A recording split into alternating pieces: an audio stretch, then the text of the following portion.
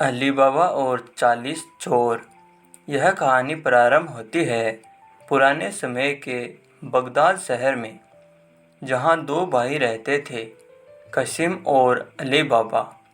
कसीम अमीर था जबकि अली बाबा गरीब था। अली बाबा अपने परिवार का भरण पोषण करने के लिए लकड़ियाँ काटता था।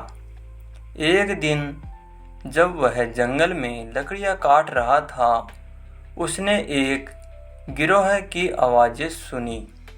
वह पेड़ की ओट में छिप गया और देखने लगा कि क्या हो रहा है।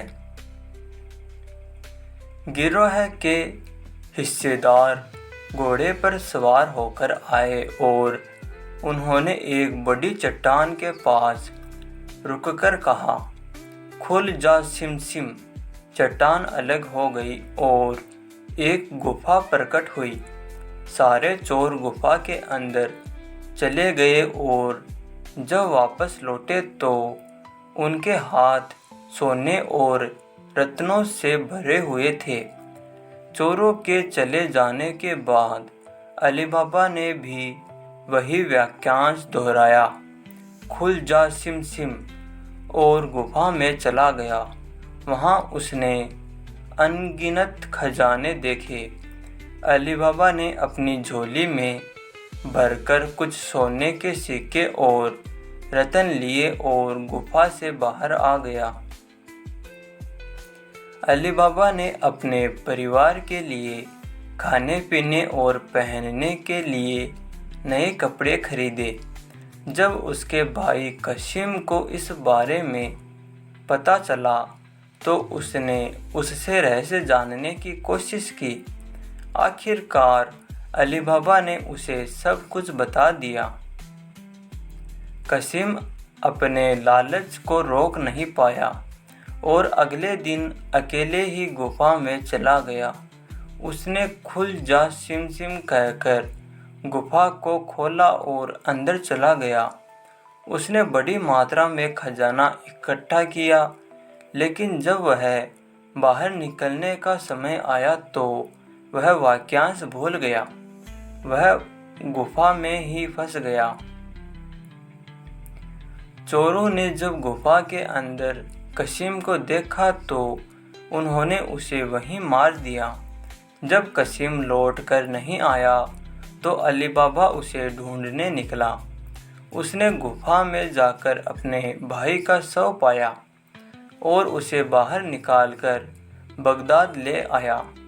कसीम की मौत से अली बाबा ने सबक सीखा कि लालच का नतीजा हमेशा बुरा होता है। अली बाबा अब खजाने का मालिक बन चुका था, लेकिन उसने बुद्धिमानी से उसे छुपा कर रखा।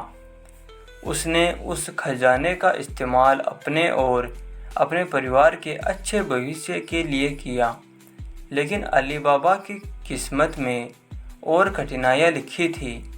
चोरों का सरदार और उसके साथी अब अली बाबा से व्यापारी बनकर बदला लेना चाहते थे। एक दिन चोरों का सरदार अपने साथियों के साथ व्यापारी वेश में अली बाबा के घर आया और कहा, हम व्यापारी हैं और अपने सामान को आपके घर में रखना चाहते हैं। अली बाबा उनके चालाकी को नहीं समझ पाया और उसने उन्हें ठीक समझा और अपने घर में जगह दे दी।